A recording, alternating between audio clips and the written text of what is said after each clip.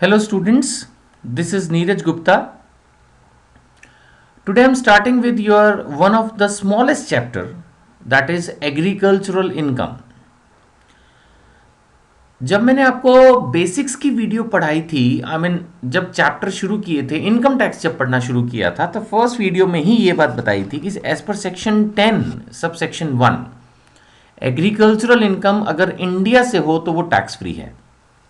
अगर किसी foreign country से हमें एग्रीकल्चरल इनकम आ रही है तो उसको तो इनकम फ्रॉम अदर सोर्स मानते हैं, लेकिन income from the Indian agricultural land is totally tax free. There is no limit of like 10,000, 10 lakh, 10 crore, 100 crore, no. If you are a farmer, whatever is your income, जितनी भी आपकी income है that is tax free. उसका एक बहुत बड़ा logic ये है कि इंडिया में जो टैक्सेशन सिस्टम है वो दो हिस्सों में डिवाइडेड है, central system and state level system. तो जो एग्रीकल्चर है ये स्टेट लेवल का मैटर है, यानी अगर कोई स्टेट गवर्नमेंट चाहे तो इस पर कुछ टैक्स लगा सकती है, बट इनकम टैक्स जो कि एक सेंट्रल सब्जेक्ट है, यानी सेंट्रल गवर्नमेंट जिस पर टैक्स लगाती है, income tax through out India same है हर बंदे पे जो भी इंडिया में पैसा कमा रहा है, रिसीव कर रहा है। तो एग्रीकल्चर इनकम इसलिए बेसिकली एग्जेम्प्ट है, ठीक है ना। तो ज़्यादा ये चैप्टर जो है इंपॉर्टेंट नहीं है, तो इसलिए बहुत थोड़े से इसके हम ब्रीफ नोट्स जो हैं वो बनाएंगे। चलिए चैप्टर की हेडिंग लिखिए ऊपर, agricultural income.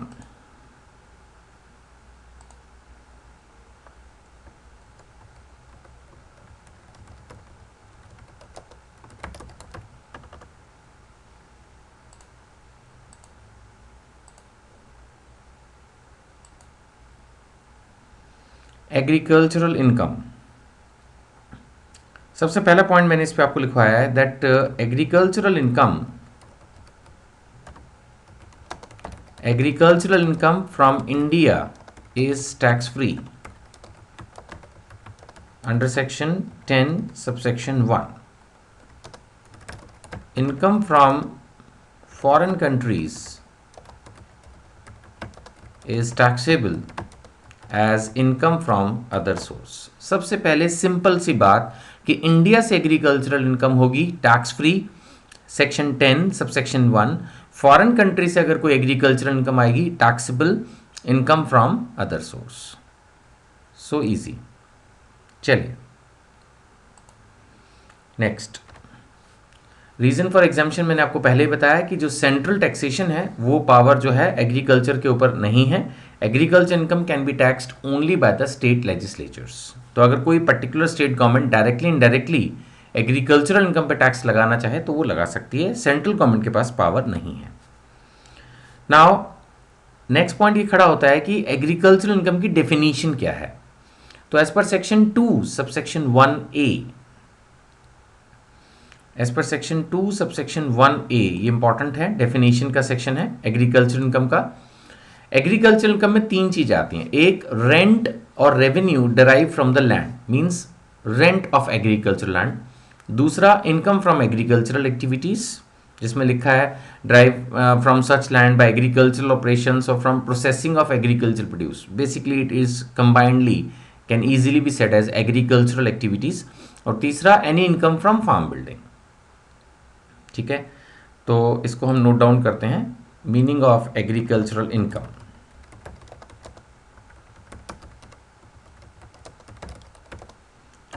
Meaning of agricultural income,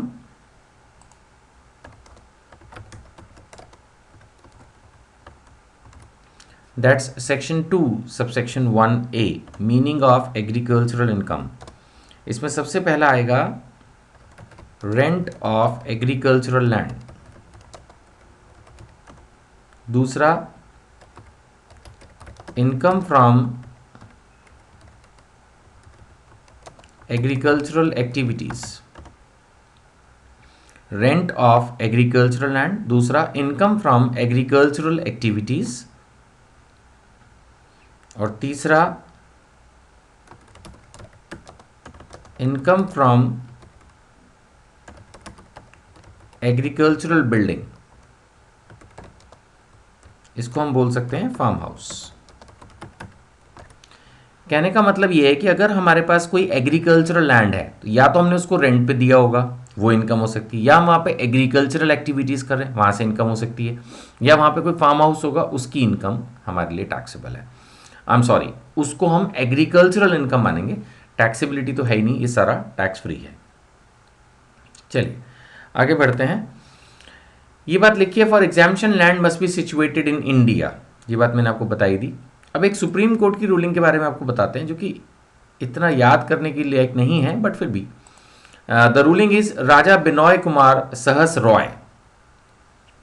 इस रूलिंग में ये बात लिखी गई कि भाई एग्रीकल्चरल इनकम तब होगी जब उस पर्टिकुलर एग्रीकल्चर लैंड पे आप दो ऑपरेशंस करेंगे। एक इन्होंने इसको नाम दिया बेसिक ऑपरेशंस और दूसरे का नाम दिया सब्सिक्वेंट ऑपरेशंस। अब बेसिक ऑपरेशंस आप जानते हैं किसी भी जगह पे एग्रीकल्चरल एक्टिविटी है, चाहे फिर वो फ्रूट्स की हो, फ्लावर्स की हो, फूड ग्रेन्स में कोई भी चीज़ हो, पल्सेस हो, राइस हो, ग्रेन हो, कुछ भी हो, है ना। इवन अभी तो नर्सरी की इनकम्स को भी एग्जाम किया है, स्मॉल ट्रीज अगर आप सेल कर रहे हो, फ्लावर्स, जैसे मैंने कहा flowers, fruits, vegetables, everything is agricultural.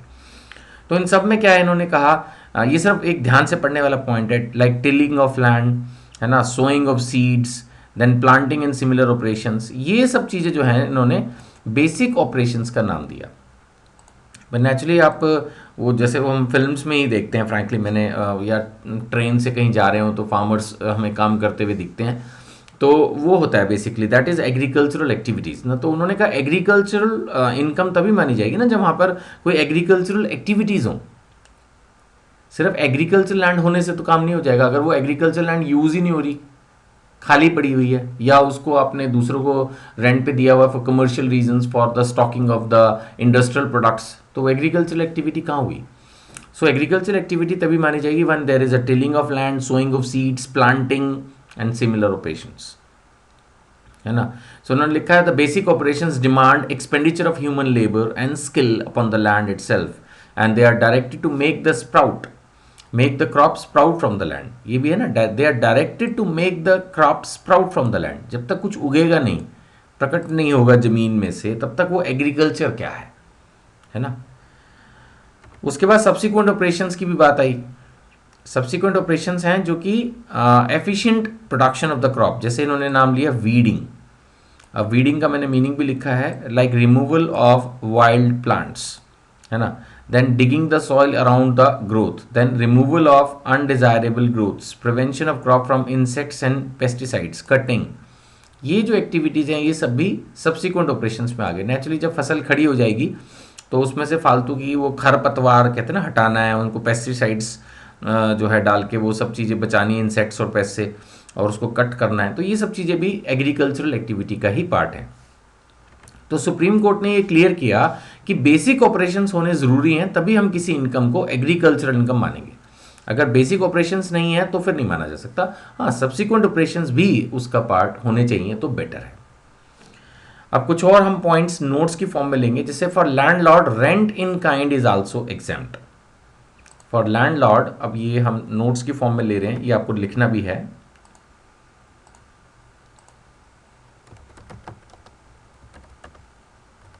पहला, for landlord rent in kind is also exempt.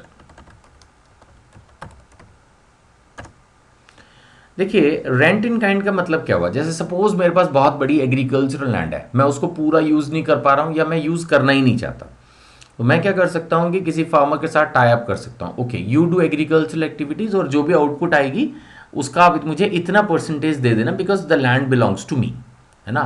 तो ये जो रेंट इन काइंड है that is also tax free, उसमें कोई प्रॉब्लम नहीं है, even that will be treated like agricultural income, ठीक है ना।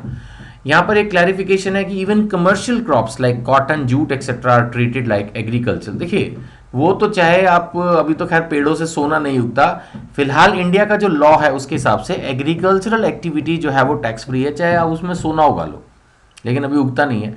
लेकिन हाँ, कमर्शियल क्रॉप्स भी अपने आप में गोल्डी होती हैं, जैसे इसमें लिखा है कॉटन, जूट, ऐसे आजकल तो फ्रूट्स भी कहने की बात है, 100 रुपये का 1 kg एप्पल मिलता है और उससे भी महंगा समटाइम्स। तो ऐसे कुछ भी उगाओ and you earn millions in millions and it will be all tax free, कोई प्रॉब्लम नहीं है। जहाँ तक प्रोसेसिंग का सवाल है, प्रोसेसिंग के बारे में लिखा है that processing can be done agricultural activities में, even processing can be done to the extent necessary to make the agricultural produce in a marketable form. अपने को क्या करना है, कन्वर्ट करना है एग्रीकल्चरल प्रोड्यूस को मार्केटेबल फॉर्म में। अब हमने आलू उगाए हैं तो आलू तो गंदे होते हैं ना, उसको धो लिया, थोड़ा बहुत साफ कर लिया तो कोई प्रॉब्लम नहीं हो जाएगी। So basic identity of the item should not be lost, है ना। आलू के पोटैटो चिप्स नहीं बना सकते आप, that is not agriculture, correct. So simple activities like threshing, cleaning, drying, crushing, boiling, ये जो एक्टिविटीज हैं these can be termed as agricultural, ठीक है ना। सो दूसरे पॉइंट में मैं यही लिखवाऊंगा आपको, that minor processing like boiling, threshing, cleaning, etc. of agricultural produce to make it marketable will be treated like agricultural activity only.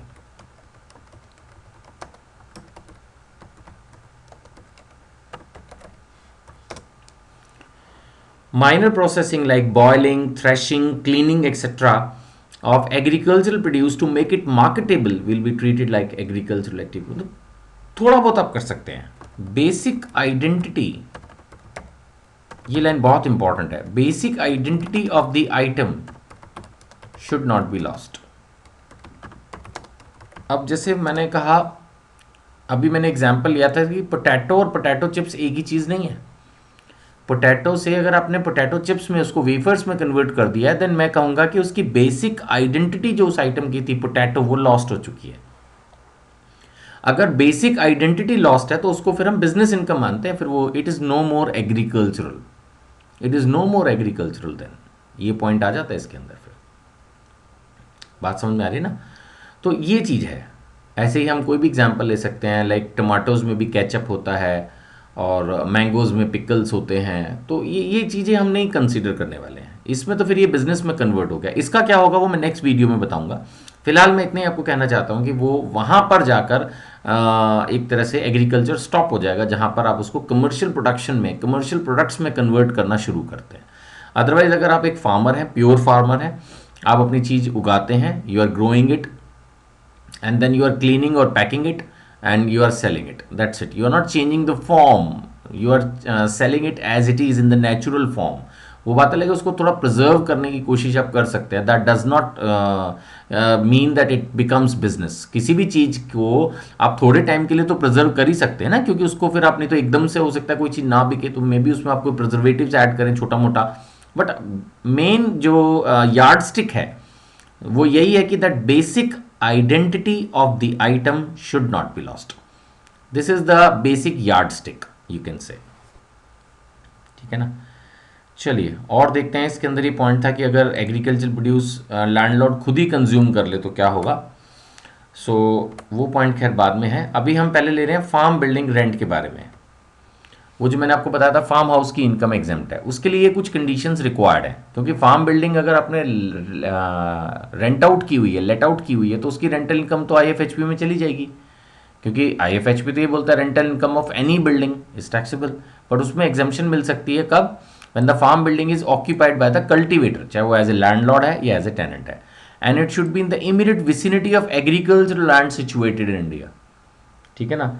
वो जो ज़मीन है वो immediate vicinity of agricultural land हो, जो भी हमारी इंडिया में एग्रीकल्चरल लैंड है वो उसके आसपास हो, बिल्कुल उसके साथ हो, ठीक है ना। And then it should be used as a residential house और ए स्टोर हाउस और other similar purpose. And if the land is either assessed to municipal tax और it should be out of urban area. The land is either assessed to municipal tax और it should be out of urban area. These are the requirements, right. एक बार फिर repeat कर लेते हैं। Farm building का जो रेंट है रूटीन में it can be taxed in the chapter of income from house property, but इसमें एग्जेम्पशन मिल सकती है अगर चार बातें पूरी हों। पहली बात, farm building occupied by cultivator whether as a landlord और as a tenant, it should be in the immediate vicinity of agriculture land. यहाँ पर मैं फिर से आपको एक्सप्लेन कर रहा हूँ इस पॉइंट को। इमीडिएट विसिनिटी का मतलब ये हो गया कि जो जमीन है और जो फार्म हाउस है वो बिल्कुल साथ साथ हो। ये नहीं है कि एक गांव में एग्रीकल्चर लैंड है, एक गांव में फार्म हाउस है, वो नहीं चलेगा। साथ साथ हो, या तो उसका पार्टी हो या उसके एकदम साथ हो। Then it should be used as a residential house और ए स्टोर हाउस। ये नहीं है कि मैरिजेस के लिए यूज हो रहा है, वो फार्म हाउसेस टैक्सेबल है, ठीक है ना। And it is either assess to municipal tax, यानी अगर किसी म्यूनिसिपल एरिया में एग्रीकल्चर लैंड है तो उस पर हाउस टैक्स लगना चाहिए, म्यूनिसिपल टैक्स लगना चाहिए, और नहीं तो फिर it should be out of urban area, ठीक है ना। So let's note down these requirements.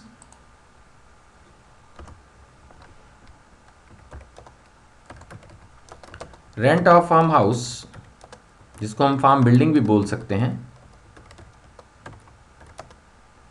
May be taxed as IFHP, income from house property, but it will be exempt if following conditions are satisfied.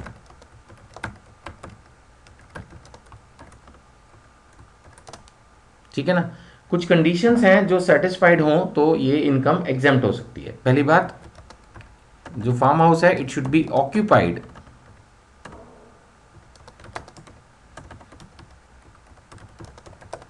Bye cultivator as landlord और as tenant.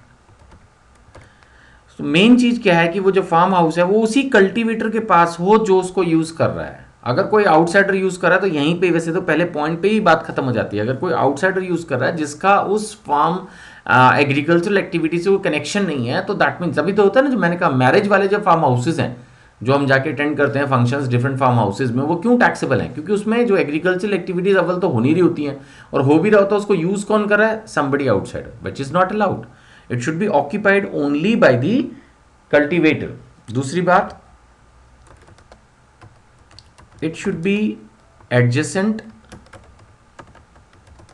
or near, it should be adjacent or near to agricultural land। तीसरी बात, it should be used for residential or storage purposes। और आखिरी बात, it should be assessed to municipal tax, it should be assessed to municipal tax, or it should be out of urban area।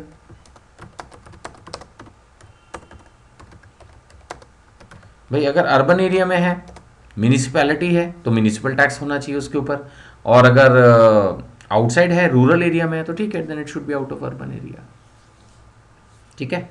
So these are the points. चलिए और आगे बढ़ते हैं। ये बात यहाँ पे लिखी है कि कमर्शियल रीजंस के लिए अगर आप एग्रीकल्चरल फार्म हाउस को यूज़ करेंगे तो then it will be taxable. ये मैं यहाँ पर 4th पॉइंट में ले लेता हूँ, use of farm house for commercial reasons. जैसे मैंने कहा मैरिजेस के लिए तो बड़ा कॉमन है, for commercial reasons is taxable. उसको हम एग्रीकल्चरल एक्टिविटी नहीं मान सकते। मैं फिर से रिपीट कर रहा हूं, use of farm house for commercial reasons is taxable, ठीक है जी। चलिए आगे बढ़ेंगे। नेक्स्ट इज अ पॉइंट कि अगर एक पार्टनर को सैलरी मिल रही है या इंटरेस्ट ऑन कैपिटल मिल रहा है और फर्म एग्रीकल्चरल इनकम है, तो वो सैलरी और इंटरेस्ट, रूटीन में एक पार्टनर को अगर अपनी फर्म से सैलरी या इंटरेस्ट मिलता है तो वो उसकी पीजीबीपी मानी जाती है, लेकिन यहां पर वो फिर एग्रीकल्चरल इनकम मानी जाएगी। ठीक होगी बात। चलिए इस पॉइंट को भी मैं नोट कर देता हूं। 5th point,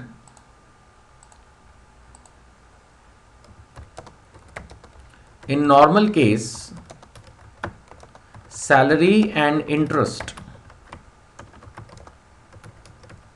received by a partner, in normal case salary and interest received by a partner is taxable as PGBP, ठीक है ना। but if firm is engaged in agricultural activities,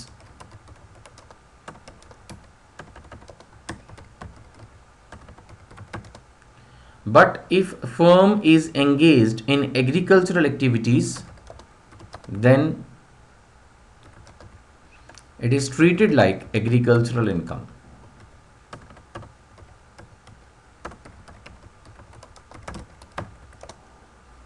आपको ध्यान ही होगा दैट शेयर ऑफ प्रॉफिट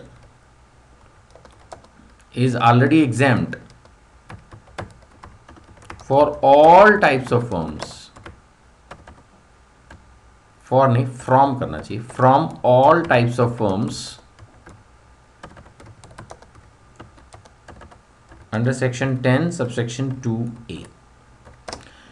एक partner को अपनी partnership firm से जब शेयर ऑफ प्रॉफिट मिलता है वो तो in any case fully exempt होता ही है, तो वो तो एग्जेम्प्ट ही है, उसमें तो कोई डाउट ही नहीं है। और जो सैलरी और इंटरेस्ट मिलता है वो टैक्सेबल होता है पीजीबीपी।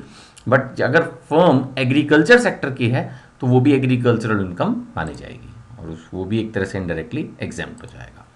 ठीक है, नेक्स्ट पॉइंट इसमें दिया गया है income from growing flowers will be agricultural income. ये तो ऑब्वियस है कि चाहे फिर वो फ्रूट्स हो, वेजिटेबल्स हो, फ्लावर्स हो, जैसे मैंने कहा नर्सरी की एक्टिविटीज़ हो, all such activities which are connected with the you can say natural production from the land that is agricultural. हाँ, ये भी एक पॉइंट दिया है कि value of agricultural produce consumed by SSC. होता है ना, किसान भी तो जो उसने उगाया, आलू उगाए तो खुद भी तो खा ही लेगा 5 किलो, तो उसका क्या होगा, even that will be treated at agricultural income. ठीक है ना, सो मैं इसको ले रहा हूं 6 पॉइंट कि value of agricultural produce consumed by SSC, value of agricultural produce consumed by SSC is also treated like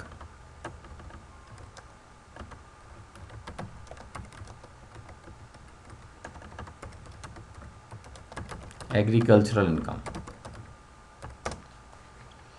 Value of agricultural produce consumed by SSC is also treated like agricultural income. जितना उसने खुद consume कर लिया उतना भी हम उसकी agriculture income मानेंगे। वो तो बात तो वही है ना, एक चीज़ मैंने बेच दी मार्केट में या खुद खा ली, अल्टीमेटली पैसा तो आया ना। वो बात अलग है कि एग्रीकल्चर इनकम एग्जाम्प्ट है, बट एक कंसेप्ट की बात करें, क्योंकि ये सब चीज़ें फॉरेन लैंड की अगर दी होगी तो वो taxable as income from other source, तो we should know the concept. ठीक है ना, चलिए next point and the last in this video is instances of non agricultural income. ध्यान दीजिएगा मैं क्या पढ़ा रहा हूं, मैं उल्टा पढ़ाना शुरू कर रहा हूं आपको। Non agricultural income, non agricultural income का मतलब टैक्सेबल। नॉन एग्रीकल्चरल का मतलब क्या हो गया, टैक्सेबल। कौन कौन सी चीजें, जैसे आपने किसी को एग्रीकल्चरल लैंड दी और वो उसके बदले में आपको एनुअल एन्यूटी दे रहा है, रेगुलर पेमेंट दे रहा है। Annual annuity received by a person in consideration of transfer of agricultural land. This is the first point I want to discuss. तो इन दिस सिचुएशन क्या होगा, it will be treated like income from other source, ये taxable होगी।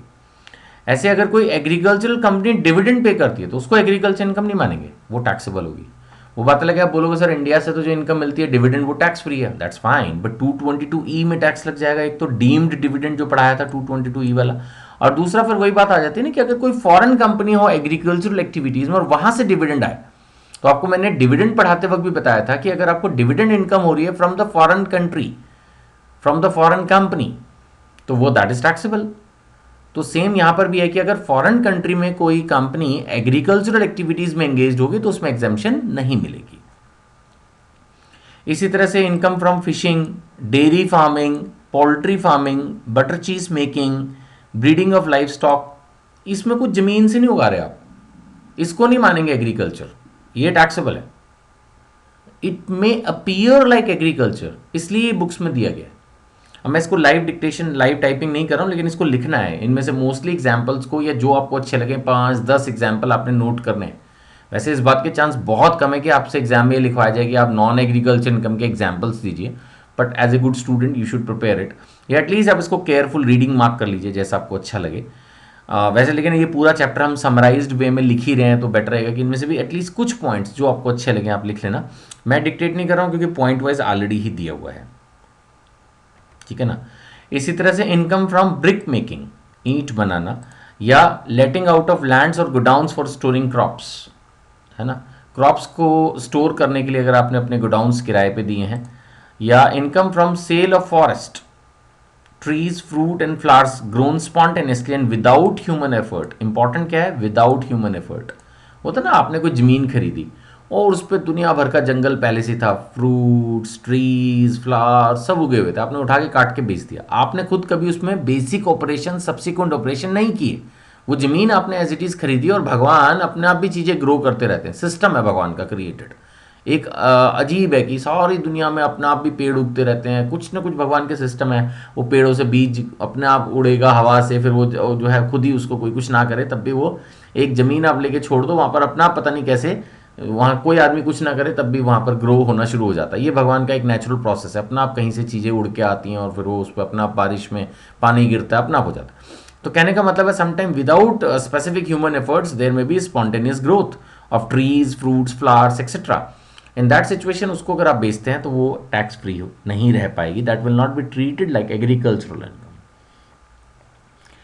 इसी तरह से जो आपका साल्ट प्रोडक्शन है by flooding the land with sea water, तो ये जो प्रोसेस है सॉल्ट प्रोडक्शन का, ये टैक्सेबल रहेगा।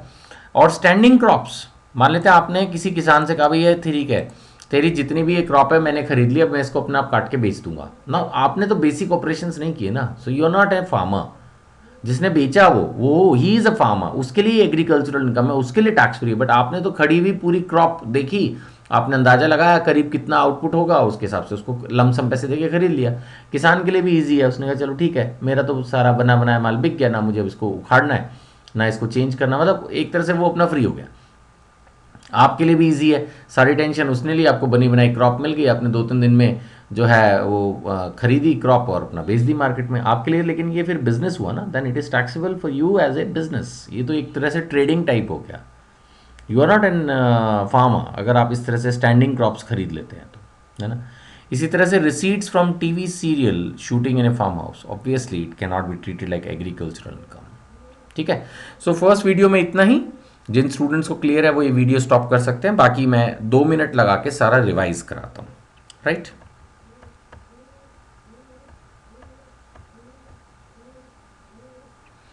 सबसे पहली बात मैंने आपको ये बताई कि agricultural income from India is tax free, section 10 subsection 1। Agricultural income from foreign country is taxable, income from other source. दूसरी बात मैंने कही कि इसका रीजन एग्जाम्पशन का ये है कि टैक्सेशन एक सेंट्रल सब्जेक्ट है, इनकम टैक्स, लेकिन एग्रीकल्चर जो है वो स्टेट लेवल सब्जेक्ट है। यानी एग्रीकल्चरल इनकम पे अगर कोई state government directly indirectly tax लगाना चाहे तो लगा सकती है, सेंट्रल गवर्नमेंट के पास पावर एज ऑन डेट नहीं है, as per the constitution. Definition की हमने बात की एग्रीकल्चर इनकम के, पहला कहा रेंट ऑफ एग्रीकल्चरल लैंड, दूसरा कहा कि उसके अंदर आपका जो है एग्रीकल्चरल एक्टिविटीज, और तीसरा rental income from a farm house. Land India में सिचुएट होनी चाहिए। राजा बिनॉय कुमार साहस रॉय में सुप्रीम कोर्ट ने कहा कि basic operations like tilling of land, sowing of seeds, planting and similar operations ये होने जरूरी हैं, और साथ में subsequent operations like weeding, removal of undesirable growth, prevention of crop from insects and pest, cutting etcetera ये होनी ज़रूरी है। जब बेसिक ऑपरेशंस तो एटलीस्ट होने ही चाहिए तभी उसको हम एग्रीकल्चरल इनकम मानेंगे। जहाँ तक लैंडलॉर्ड का सवाल है उसके लिए रेंट इन काइंड भी एग्जेम्प्ट है। कमर्शियल क्रॉप्स को भी हम एग्रीकल्चरल प्रोड्यूस मान सकते हैं। जहाँ तक प्रोसेसिंग का सवाल है, एग्रीकल्चरल एक्टिविटीज़ में माइनर प्रोसेसिंग भी कर सकते हैं, बट मैंने आपको बोला था एक बात बार बार, that basic identity of the item should not be lost. ये लाइन मैंने आपको लिखवाई भी है, and it is very very important, है ना। ये वेरी इंपॉर्टेंट लाइन है कि that basic identity of the item should not be lost. आप कुछ भी कीजिए अपने एग्रीकल्चर प्रोड्यूस को बेचने के लिए, टू मेक इट मार्केटेबल, आप क्लीनिंग कीजिए, वॉशिंग कीजिए, उसको पैक कीजिए, कट कर दीजिए, बॉयल कर दीजिए, ड्राई कर दीजिए, बट आइटम वही रहनी चाहिए, आलू आलू रहना चाहिए, समझे नहीं। That is the requirement. Farm building के लिए हमने कहा कि it should be occupied by the cultivator, it should be in the immediate vicinity of agricultural land, it should be used as a store house और a residential house, ठीक है ना। इसीलिए मैंने कहा it should not be used as a hotel. अपने आप में देखा जाए तो फार्म हाउसेज जहाँ मैरिजेस वगैरह हो रही हैं आजकल, तो वो तो अपने आप में एक तरह से होटल रेस्टोरेंट की तरह से काम कर रहे हैं। So no no no no, then the exemption is not available, and if they are in municipal area they should be assessed to municipal tax, और they should be out of urban area. जहाँ तक use of building for purpose other than agriculture है, तो ये बिल्कुल clear था कि it will not, use of building other than agriculture shall not constitute agricultural income. अगर आप बिल्डिंग को अदर देन एग्रीकल्चर पर्पज के लिए यूज करते हैं तो उसको हम फिर टैक्सेबल करेंगे। अगर रेंट आउट है तो IFHP, और अगर अलग अलग लोगों को दे रहे हैं देन इट्स अ बिजनेस। जहाँ तक पार्टनर्स का सवाल है, अगर उनको एग्रीकल्चरल फर्म से सैलरी मिल रही है, इंटरेस्ट ऑन कैपिटल मिल रहा है, तो उसको भी एग्रीकल्चर मानेंगे। पार्टनर को जो शेयर ऑफ प्रॉफिट मिलता है वो तो in any case tax free होता है। ग्रोइंग प्लॉट्स भी एग्रीकल्चर इनकम है। अगर असेसी खुद सेल्फ कंज्यूम कर लेता है वो भी एग्रीकल्चर है। Then sale of saplings, small trees और seedlings, plant grown from in a nursery.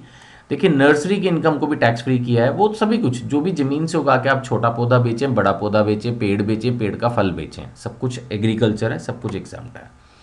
फिर हमने लास्ट में कुछ नॉन एग्रीकल्चर इनकम के एग्जांपल्स पढ़े, जैसे अगर आपने एग्रीकल्चर लैंड ट्रांसफ़र करके कोई एन्यूटी रिसीव की हो, या एग्रीकल्चर कंपनी से डिविडेंड मिल रहा हो, या फिर fisheries, dairy farming, poultry farming, butter cheese making, live stock, brick making, then storage के लिए गोडाउंस दिए हों, स्पॉन्टेनियस ग्रोथ को बेचा हो, सॉल्ट प्रोड्यूस किया हो, स्टैंडिंग क्रॉप्स बेची हों, तो ये सब चीज़ें आपकी नॉन एग्रीकल्चरल इनकम मानी जाएंगी, टैक्सेबल होंगी। ठीक है, एग्रीकल्चर इनकम का चैप्टर बहुत छोटा है, ऑलमोस्ट मैंने जो है आधा चैप्टर आपको करवा दिया, और बस एक वीडियो और करीब इसी ड्यूरेशन की होगी और आपका एग्रीकल्चर का चैप्टर फिनिश। और थर्ड वीडियो में हम कुछ प्रैक्टिकल क्वेश्चंस भी करेंगे। Thank you.